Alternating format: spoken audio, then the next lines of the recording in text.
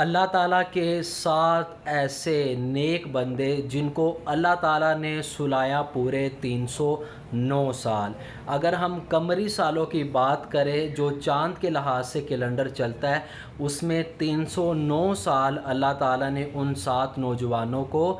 خواب میں، نیند میں سلائے رکھا۔ اگر ہم شمسی کیلنڈر کی بات کریں تو پورے 300 سال بنتے ہیں کہ اللہ تعالیٰ نے ان 7 نوجوانوں کو ایک غار کے اندر جس کا نام کہف تھا اس میں سلائے رکھا، اور حیرانگی کی بات ہے کہ ان کے ساتھ ایک جانور تھا، کتا، اور اس کتے کا نام بعض روایات میں ملتا ہے، اس کا نام قطمیر تھا۔ اب یہ جو واقعہ پیش آیا یہ سیدنا عیسیٰ علیہ السلام کے بعد اور حضور سید عالم صلی اللہ علیہ وسلم کی بعثت سے پہلے کا واقعہ ہے، یعنی بنی اسرائیل کا یہ واقعہ ہے، اور بعض مورخین نے لکھا ہے کہ یہ ترکی کے شہر اردن کا واقعہ ہے، اور بعض نے یہ لکھا ہے کہ یہ روم کا ایک شہر تھا جس کا نام افسوس تھا،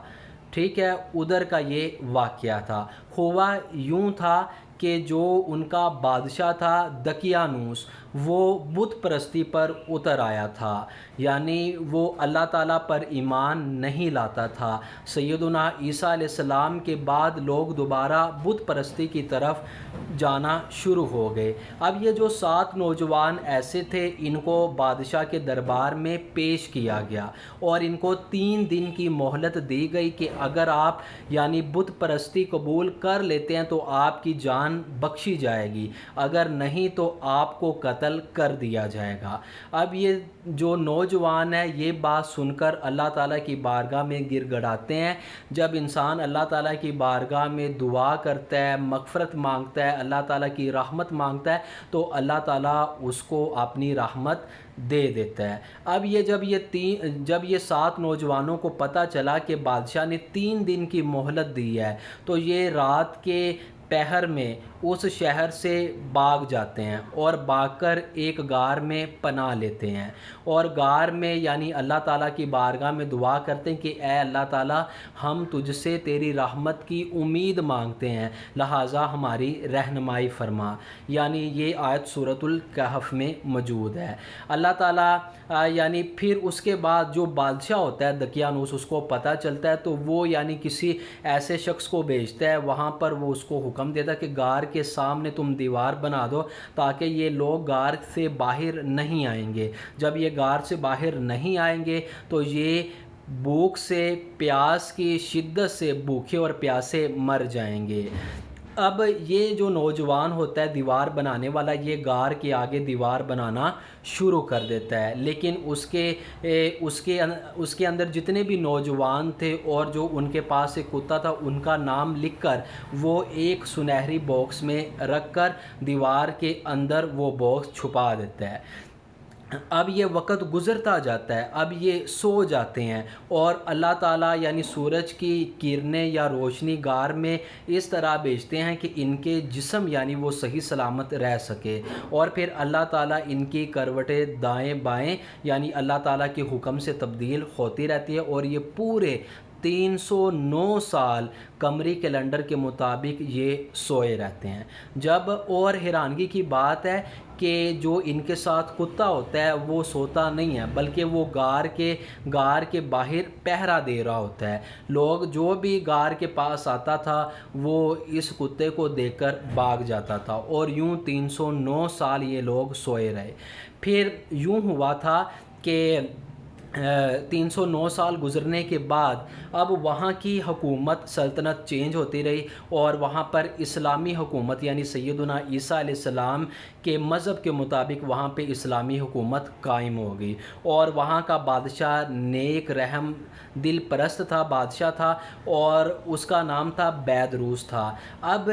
بیدروس کیا کر رہا تھا کہ جب اس کو پتہ چلا کہ پھر دوبارہ لوگ یعنی بت پرستی کی طرف آ رہے ہیں اور یہ فتنہ چل پڑا تھا کہ قیامت کے دن لوگ دوبارہ زندہ نہیں ہوں گے، کیونکہ اتنے سال کس طرح اللہ تعالیٰ انسانوں کو زندہ کرے گا، اور لوگ آخرت پر بھی یقین نہیں رکھ رہے تھے، وہ منکر ہو رہے تھے۔ تو بیدروس نے اللہ تعالیٰ کی بارگاہ میں دعا مانگی تو اللہ تعالیٰ نے لوگوں کو یہ معجزہ دکھایا۔ ہوا یوں کہ وہاں کا جو 7 نوجوانوں میں سے ایک نوجوان بازار گیا۔ جب وہ 309 سال کے بعد اٹھے تو ان کو پتہ چلا کہ ہم یعنی ایک دن یا آدھا دن بس سوئے ہیں، اور انہیں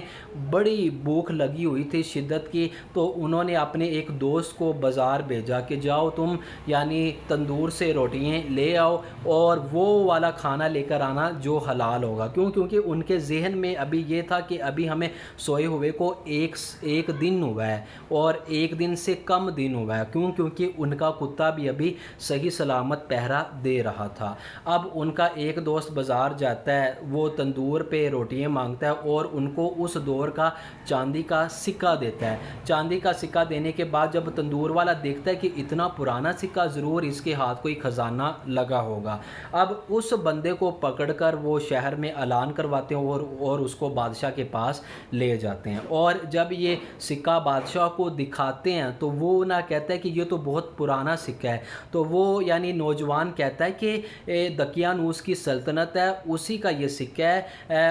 ہمیں تو سوئے ہوئے ایک دن ابھی ہوا ہے۔ تو جب ان کو پتہ چلا کہ نہیں بھائی تمہیں 309 سال ہو گئے ہیں سوئے ہوئے کو، تو وہ بھی نوجوان حیران رہ جاتا ہے، بادشاہ بھی حیران رہ جاتا ہے، اور بادشاہ کو پتہ چل جاتا ہے کہ یہ اللہ تعالیٰ کی طرف سے معجزہ ہے کہ ایسی ذات جس نے 309 سال ان 7 نوجوانوں کو بھوکا پیاسا یعنی سلائے رکھا، لیکن انہیں بھوک اور پیاس کی شدت محسوس نہیں ہوئی نیند کی حالت میں۔ وہ سارے لوگ اکٹھے ہوتے ہیں، اس غار میں جاتے ہیں اور ان غار والوں سے ملتے ہیں، اور اللہ تعالیٰ کا معجزہ سب لوگ دیکھتے ہیں، اور جو فتنہ پھیلا تھا وہ سارا فتنہ یعنی شروع ہونا، فساد ہونا، پھیلنا بند ہو گیا، اور بادشاہ بھی خوش ہو گیا۔ تھوڑے سے عرصے کے بعد پھر وہ دوبارہ غار میں جاتے ہیں، ان نوجوان کو دیکھتے ہیں تو وہ اللہ تعالیٰ کی راہ میں چلے جاتے ہیں، یعنی اللہ تعالیٰ ان کو